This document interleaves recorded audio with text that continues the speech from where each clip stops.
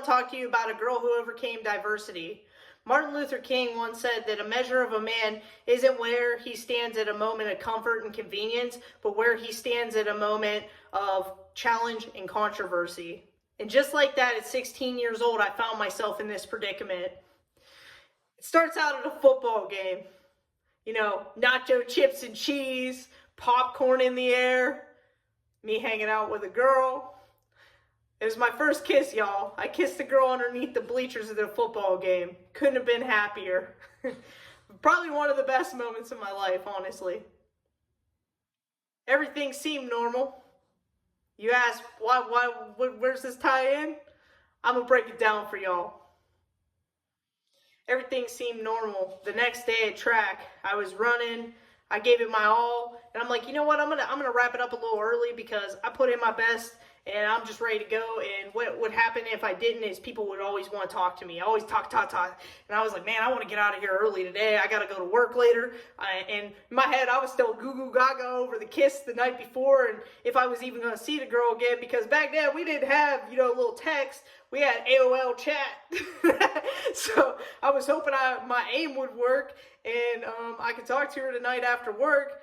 And then I'm all these things are mixing around in my head as I'm sitting there. I'm changing my clothes. I'm putting on my clothes for work.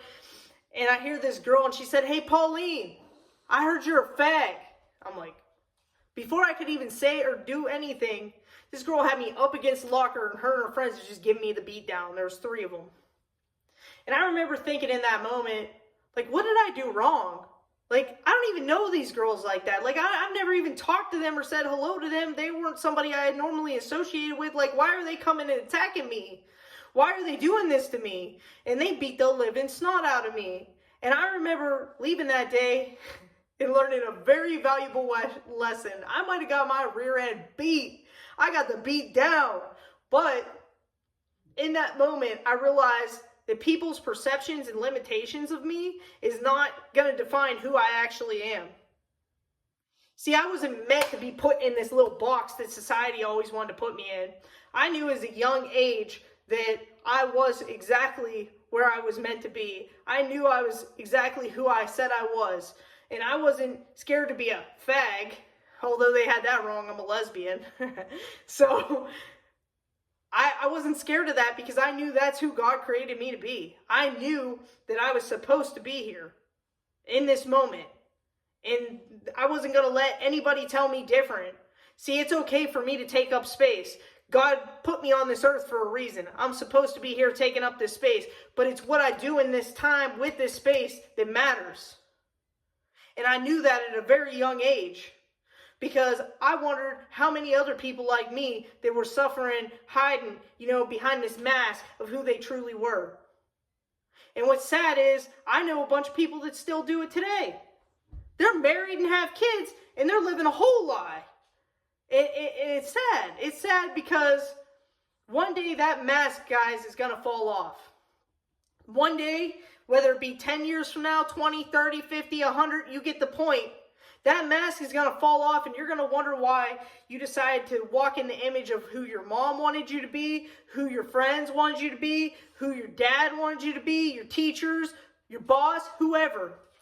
One day you're going to wake up and you're going to realize that you never lived for you. See, I learned in that moment to be purpose-driven, not image-driven. I'm not worried about what everyone else thinks of me.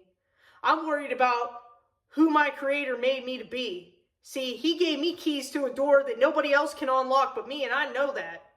And it is my job to unlock that door so the rest of the world don't have to go through it. And this was one of those defining moments for me. So my question is for you today, are you going to let other people's views of you define you? Or are you going to walk in the image God created you to be and be loud and proud and happy that God made you who you were made to be? Guys, we're all here for a reason. What's yours?